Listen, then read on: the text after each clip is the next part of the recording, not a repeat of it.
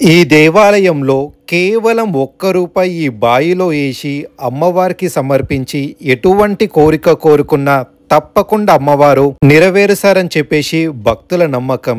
ఈ దేవాలయం ప్రత్యేకత ఏంటి అంటే, ఎవరికైనా పెళ్లి కాకున్నా సరే, ఎవరైనా కోరుకున్న వాళ్ళు ఉన్నా సరే, ఆ కుటుంబ సభ్యులు వచ్చి ఈ ఆలయంలో మీ ధర్మమైన కోరిక అమ్మవారికి చెప్తే తప్పకుండా నెరవేరుస్తారు. తర్వాత ఎవరికైనా సంతానం గనక కలగకుంటే ఆ కుటుంబ సభ్యులు వచ్చి అమ్మవారికి మొక్కుకుంటే తప్పకుండా అమ్మవారు సంతానం కలిగిస్తుందని చెప్పేసి భక్తుల నమ్మకం.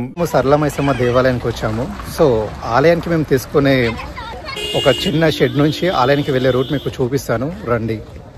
మీరు హలాల్ చేయాలనుకుంటే ఈ గుడికి రాకండి, ఈ గుడిలో హలాల్ నిషేధం, హలాల్ చేయాలనుకుంటే దర్గాకి వెళ్ళండి అని చెప్పేసి క్లియర్ గా బోర్డు మీద మనకి కనిపిస్తుంది. సో దయచేసి ఎవరైనా సరే యాటనో కోడినో అమ్మవారికి సమర్పించాలనుకున్న వాళ్ళు, హలాల్ చేయాలనుకున్న వాళ్ళు నిషేధం చెయ్యకండి. మేం తీసుకున్న షెడ్ అండి, అంటే దాదాపు గుడిసెలా ఉంటుంది, మనకి మొత్తము గడ్డితోటి వేసి ఉంటుంది. ఇలా కనిపిస్తుంది కదా, షెడ్స్ ఇలానే ఉంటాయి. మరియు కుకింగ్ కి గానీ ఇక్కడ చాలా మంది మనకు మైసిగండి దేవాలయంలో గానీ గండిపేట్ దేవాలయంలో చూసినట్టు ఇక్కడ కుకింగ్ కూడా చేస్తారు. మనము మంగళవారం, శుక్రవారం, ఆదివారం గనక ఈ దేవాలయానికి వస్తే చాలా మంది భక్తులైతే ఆలయానికి వస్తారు. ఆలయం మొత్తం భక్తులతోటి నిండిపోతుందండి. ఈ దేవాలయానికి మీరు చూసినారు కదా, ఇదేమో కొత్త దేవాలయం, ముందుకు వెళ్తే పాత దేవాలయం ఉంటుంది. మీకు ఇక్కడ కనిపిస్తున్నది కదా షెడ్, అలాంటి షెడ్స్ ఇక్కడ చాలా ఉంటాయండి. మామూలుగా మనకు రష్ అవర్, పీక్ అవర్స్ లో వచ్చేసి 400, 500, 600 ఉంటుంది. మెలిగిన టైంలో వచ్చేసి 200కి, 300కి, 150కి దొరుకుతుంది. అండ్ మనం ఇంకా కొంచెం ముందుకు వెళ్తే మనకు ఫ్రీగా కూడా దొరుకుతాయి. ఫ్రీగా అంటే చెట్లు మొత్తం కవర్ చేసి ఉన్న ఏరియాకి వెళ్ళి మనము ఉండి కుకింగ్ చేసుకోవచ్చు. మీకు ఇక్కడ కనిపిస్తున్నాయి కదా కోడీలు గానీ, ఇక్కడ కుకింగ్ చేసి ఇస్తారు. చపాతీ కావాలంటే చపాతీ, చికెన్ అన్న, మటన్ అయినా ఏది కావాలన్నా కుకింగ్ చేసి ఇస్తారు. సేమ్ అండి మనకు మైసిగండి మరియు గండిపేట దేవాలయంలో మనకి రూమ్స్ గానీ, షెడ్స్ గానీ చెట్ల కింద ఎలా అయితే ఉంటుందో ఇక్కడ కూడా సేమ్ అదే కల్చర్ ఉంది. ఈ ఆలయానికి చాలా మంది ఎంతో దుఃఖంతో వచ్చి సంతోషంతో వెళ్తారండి. ఇక్కడ అమ్మవారి పాదాలను నమస్కరించుకుందాం రండి.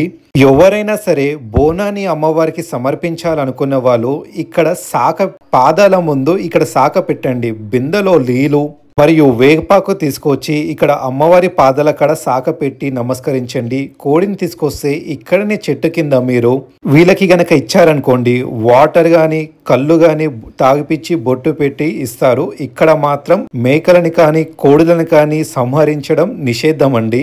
మీరు చూస్తున్నారు కదా, ఒక పెద్ద ఆవిడకి కోడి ఇచ్చారు అంటే ఇక్కడ కోడిలని తీసుకొని కానీ మేకలను తీసుకొని కానీ అమ్మవారికి సమర్పించే ప్రతి ఒక్క విధానం ఇక్కడ చేశారు. తర్వాత మనం ఏంటంటే కోడికి గాని మేకకు గాని వాటర్ తాగించి కళ్ళు శాఖ పెట్టిన తర్వాత ఆలయం చుట్టూ తిప్పాల్సి ఉంటుంది. అండ్ ఇక్కడ మీరు చూశారా, చాలా చిన్న దేవాలయం కానీ కొన్ని వేల మంది భక్తులైతే ఈ ఆలయానికి వస్తారు. ప్రతి ఆదివారం, శుక్రవారం, మంగళవారం.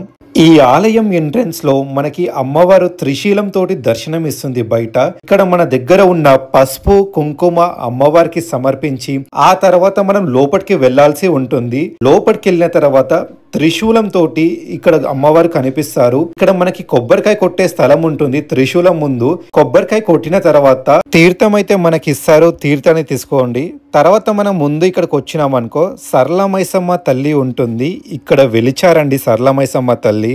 ఇక్కడ అమ్మవారు ఎంత పవర్ఫుల్ అంటే, ఒక్కసారి ఈ ఆలయానికి వచ్చి అమ్మ నా బిడ్డకి పెళ్లి అవ్వట్లేదు అంటే తప్పకుండా అమ్మవారు అనుగ్రహం ఇచ్చి తప్పకుండా మనకి మ్యారేజ్ అయ్యేలాగా అమ్మవారు కరుణిస్తుంది. అలాగనే మ్యారేజ్ అయిన వాళ్ళకి ఎవరికైతే సంతానం లేదో, సంతానం లేని వారు అమ్మ నాకు సంతానం ప్రసాదించు అంటే తప్పకుండా అమ్మవారు సంతానాన్ని ప్రసాదిస్తారు. తర్వాత అమ్మవారికి ఒక్క బోనం సమర్పిస్తే చాలండి, అమ్మవారు మీకు ఏ యాటనో కోడినో దేని మీకు అడగదు. ఖాళీ మీరు ఒకవేళ మీరు అమ్మవారికి సమర్పించాలంటే ఒక్క గుమ్మడికాయ తోటి అమ్మవారికి తిప్పి కొట్టండి, అదే కోటి యాటలతోటి కోటి కోడిలతోటి సమానము. పిల్లలు పుట్టిన తర్వాత వాళ్ళకి చదువు చక్కగా రాదు, తర్వాత వాళ్ళకి జ్ఞానం సరిగా ఉండదు, కొంతమందికి జ్ఞానం చదువు సరిగా ఉన్న మంచి జాబ్స్ ఉండవు. అలాంటి వాళ్ళు కూడా ఇక్కడ ఈ దేవాలయానికి వచ్చి అమ్మవారికి కోరుకుంటారండి, మంచి జాబ్ రావాలని, చదువు బాగా రావాలని చెప్పేసి ఆలయంలో మనకైతే దర్శనం అయిపోయింది. రండి బయటికి వెళ్దాం. బయట చూడండి, ఇక్కడ ఒక కార్ అయితే కొనుగోలు చేశారు. వాళ్ళు ఇక్కడ పూజని చేపిస్తున్నారు. కార్లే కాదండి, చాలా మంది స్కూటీలు కొన్నా, బైక్లు కొన్నా, ఏ ఇతర వాహనాలు కొన్నా ఈ ఆలయానికి వచ్చి పూజ చేస్తారు. ఈ దేవాలయానికి ఎక్కడెక్కడి నుంచో చాలా మంది వస్తారండి. ఈ దేవాలయానికి ఒక యూట్యూబర్స్ వాళ్ళు వీళ్ళు ఎవరో ఫేమస్ చేయలేరు. ఒక్కరు విచ్చేసి 10 మందికి చెప్పడం, ఆ 10 మంది ఇంకా 10 మంది చెప్పడం, అలా చెప్తూ ఈ టెంపులే చాలా అంటే చాలా డెవలప్ అయింది, చాలా పెద్దగా అయిందండి. సో అమ్మవారు దర్శనం చేసిన తర్వాత మనం ముందుకు వెళ్తే కొత్త దేవాలయం ఉంటుంది. ఈ కొత్త దేవాలయం 214 సంవత్సరంలో నిర్మించారండి. దాదాపు 4 కోట్ల రూపాయల విరాళం సేకరించి ఈ ఆలయాన్ని నిర్మించారు. 750 మంది దాతలు రండి ఈ దేవాలయం వెనుకల. సో ఎవరైనా సరే ఈ ఆలయంకి వచ్చేటప్పుడు కాలు కడుక్కోవాలంటే అక్కడ కాలు కడుక్కోండి. కాలు కడుక్కున్న తర్వాత మనకి కనిపిస్తుంది కదా ఎంట్రెన్స్, ఇదే ఎంట్రెన్స్ అండి. దీని నుంచి మనం లోపలికి వెళ్లాల్సి ఉంటుంది. దాదాపు 150 మెట్లయితే ఉంటుంది ఈ దేవాలయంలో.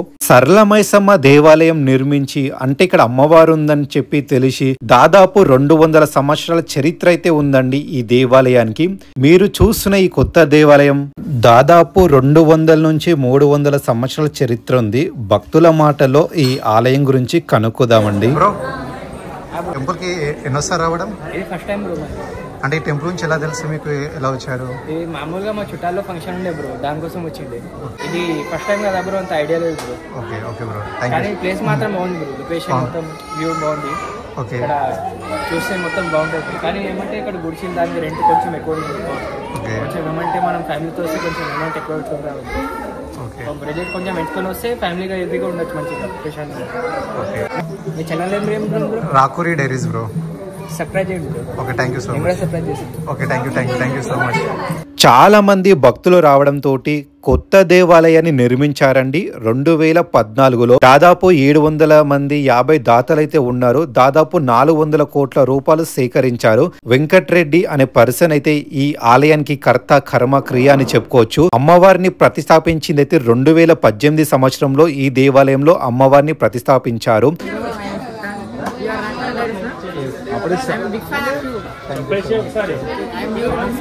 అంటే తెలుసు ఇక్కడ ఎవరు ఉంటారు, ఏంది చరిత్ర ఏమైనా? సో మీరు ఫస్ట్ టైం వచ్చాక ఎలా అనిపించింది ఫీలింగ్? ఇదంతేనా? ఇంకేమైనా వచ్చే వరకు ఏమైనా చెప్పాలనుకుంటున్నారా?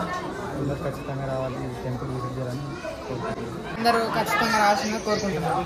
ఎందుకు రావాలి? ఏమన్నా అంటే స్పెషల్ అనిపిస్తుంది. చాలా బాగుంది టెంపుల్. మరియు ఇక్కడ జంతు బలి నిషేధం అండి. ఎందుకంటే ఇక్కడ యంత్ర పూజ అయితే చేస్తారు ఈ ఆలయంలో.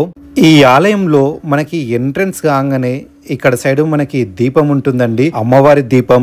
ఈ దీపాన్ని తప్పకుండా మీరు ఇక్కడ ఉండి అమ్మవారిని మొక్కి, ఇక్కడ ధ్వజస్తంభం ముందే ఉంటుంది. ఇక్కడ మనకి లెఫ్ట్ సైడ్ ఒక మండపం అయితే కనిపిస్తుందండి. ఇక్కడ హోమాలు చేస్తారు అమ్మవారికి. ప్రతి శుక్రవారం, ఆదివారం మరియు మంగళవారం చాలా విశేషమైన పూజలు మరియు అమ్మవారికి హోమం చేస్తారు. పౌర్ణమి రోజు మీరు తప్పకుండా చూడాలి. పౌర్ణమి రోజు ఇక్కడ చండీ హోమం చేస్తారండి. చాలా అంటే చాలా విశేషమైన హోమం అండి. ప్రతి పౌర్ణమి అప్పుడు చేస్తారు. కొన్ని వేల మంది, లక్షల మంది అయితే వస్తారు. ప్రతి శుక్రవారం అమ్మవారికి కుంకుమార్చనం గాని, అభిషేకం గాని చేయడం జరుగుతుందండి. అండ్ ఈ ఆలయంలో ప్రతిరోజు శ్రీచక్రానికి పూజలు చేస్తారండి. ఉదయం 6 గంటలకి ఈ దేవాలయం తెరవబడుతుంది మరియు నైట్ 6 నుంచి 6:30 వరకు ఈ ఆలయం అయితే ఉంటుందండి. అమ్మవారికి ప్రతిరోజు అలుపెరగకుండా విశేషమైన పూజలైతే జరుపుతారు ఈ దేవాలయంలో. దేవాలయం మొత్తం కొండల మధ్య ఒక మంచి ప్రకృతితోటి చాలా అంటే చాలా బాగుంటుంది. ఈ ఆలయంలో ఫొటోస్ గానీ, వీడియోస్ గానీ అమ్మవారిని తీయనియరండి. మీరు చూశారు కదా, ఫ్లాష్ లైట్ అనేది ఫేస్ మీద కొట్టారు. ఎందుకంటే అమ్మవారిని తీయకూడదని చెప్పారు. సో నేను ఆపేశాను. కానీ ఈ దేవాలయంలో మీరు ఏ సంకల్పం చెప్పుకోవాలన్నా ఈ ధ్వజస్తంభం దగ్గరకు వచ్చి అమ్మవారికి మనస్ఫూర్తిగా సంకల్పం చెప్పుకొని మీరు ముందుకు వెళ్ళండి. ఇక్కడ మీరు చూస్తున్నారు కదా, కొన్ని వందల మంది, కొన్ని వేల మంది అయితే అమ్మవారి దర్శనం కోసం నిత్యం అయితే ఉంటూనే ఉంటారు. మీరు చెప్తున్నాను, మీరు కాలేజ్ ఫ్రెండ్స్ తోటి కానీ ఫ్యామిలీ మెంబర్స్ తోటి కానీ మీరు తప్పకుండా మీ జీవిత కాలంలో ఒక్కసారైనా వెళ్లాల్సిన దేవాలయం ఏదైనా ఉందంటే సరళ మైసమ్మ దేవాలయంకి వెళ్ళాలండి. మైసిగండి ఎలానో, గండిపేట ఎలాగనో, పెద్దమ్మ గుడి ఎలానో అలాగనే ఈ దేవాలయం కూడా చాలా పవర్ఫుల్ టెంపుల్. ఈ దేవాలయం ఎంత మందికి అయితే తెలుసో కామెంట్ లో ఒక చిన్న కామెంట్ తెలుపండి. అండ్ 10 మందికి అనేది యూట్యూబ్ చాలా మందికి రికమెండ్ చేసేది.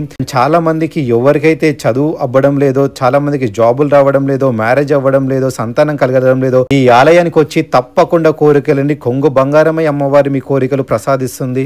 ఈ దేవాలయానికి ఎలా చేరుకోవాలి ఏంటి? ఈ దేవాలయం హైదరాబాద్ నుంచి వచ్చిన, మీరు విజయవాడ నుంచి వచ్చిన, హైవే నుంచి వచ్చిన ఎలా వెళ్ళాలి అని చెప్పేసి 14 కిలోమీటర్ల నుంచి మనకి కంప్లీట్ గా ఫారెస్ట్ లెక్క ఉంటుందండి. మనకి ఏ ఇల్లులు గాని ఉండవు, కంప్లీట్ కొండలు, పుట్టలు, గుడులు మాత్రమే మనకు దర్శిస్తాయి. సో నేను కంప్లీట్ రూట్ మ్యాప్ అయితే పెట్టాను. ఇక్కడ చూసిన కదండి ఒక్కొక్క భక్తులు ఎంత సంతోషంతో వస్తారంటే అమ్మవారిని దర్శించుకోవడానికి. 200 సంవత్సరాల చరిత్ర కలిగిన ఆలయం అంటే మామూలు మాట కాదు, విశేషం కాదు. ఈ దేవాలయానికి నిర్మించడానికి 700 మంది 50 దాతలు ఉన్నారు కదండి. మీకు బ్లాక్ బోర్డ్ మీద కనిపించింది వాళ్ళ పేర్లే. అండ్ ఇక్కడ మీరు బయటికి వచ్చారనుకో గుడి నుంచి, మనకి ఇక్కడ కింద ఎక్కడ చూసినా కొండలు మాత్రమే కనిపిస్తాయండి, పెద్ద పెద్ద కొండలు, చెట్లు. ఇక్కడ కింద చూసే స్వయంగా వెలిచిన స్వర్ణ మైసమ్మ దేవాలయం అండి. ఈ ఆలయానికి చాలా పెద్ద చరిత్ర ఉంది. ఒకప్పుడు ఇక్కడ నిజాం రాజులు ఉన్నప్పుడు ఇక్కడ నుంచి కళ్ళు, మేకలు, కోర్లని తీసుకెళ్తున్నారండి గోల్కొండ సైడ్.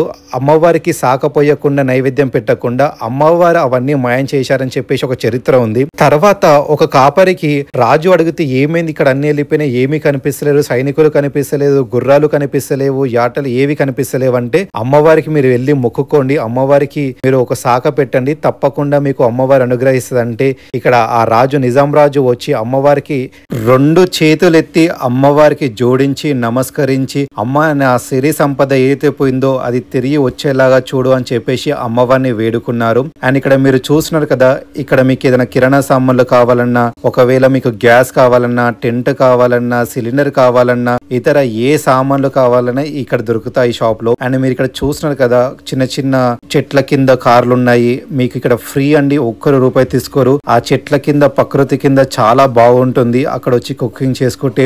అండ్ ఈ దేవాలయానికి వెళ్ళాలంటే అల్లాపురం రోడ్ అండి, హైదరాబాద్ నుంచి 50 కిలోమీటర్లు ఉంటుంది. హైదరాబాద్ నుంచి విజయవాడ హైవేలో ఉంటుందండి. ఇక్కడ కోయలగూడెం నుంచి మనం రైట్ తీసుకోవాల్సి ఉంటుంది. ఇది యాదాద్రి భువనగిరిలో ఉంటుందండి. ఈ దేవాలయం అనేది చోటుప్పల్ నుంచి 14 కిలోమీటర్లు. మనకి ఇక్కడ డైరెక్ట్ బస్సెస్ గానీ, ఆటోస్ గానీ ఏవి దొరకదు, ఓన్ ట్రాన్స్పోర్ట్ రావాల్సి ఉంటుంది. అండ్ ఇంకా ఈ దేవాలయం చాలా డెవలప్ కావాలంటే మీలాంటి వాళ్ళు కొన్ని వందల మందికి షేర్ చేయాల్సి ఉంటుంది. దానివల్ల యూట్యూబ్ కొన్ని వేల మందికి షేర్ చేస్తుంది. దానివల్ల ఈ ఆలయం ఉందని చాలా మంది రావడం జరుగుతుంది.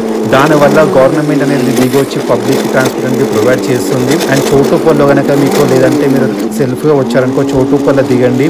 హైదరాబాద్ నుంచి కానీ, విజయవాడ నుంచి కానీ ఎవరు వచ్చినా బస్ ఫెసిలిటీస్ చాలా ఉంటుంది. మనకి చోటుప్పల్లో దిగాల్సి ఉంటుంది. చోటుప్పల్లో దిగిన తర్వాత మనకి ఇక్కడ ఆటోస్ అవి ఉంటాయి, అక్కడ మాట్లాడుకొని వెళ్లాల్సి ఉంటుంది. చోటుప్పల్ నుంచి 14 కిలోమీటర్లు ఉంటుంది. వీడియో ప్రతి గల్లీ వదలకుండా కంప్లీట్ మీకు డీటెయిల్ పెడుతున్నాను. రోడ్ గ్రాప్ అయితే మీరు చూసుకోండి. ఈ మార్గంలో రండి. జై మాతాది, జై సరళ మైసమ్మ తల్లికి జై.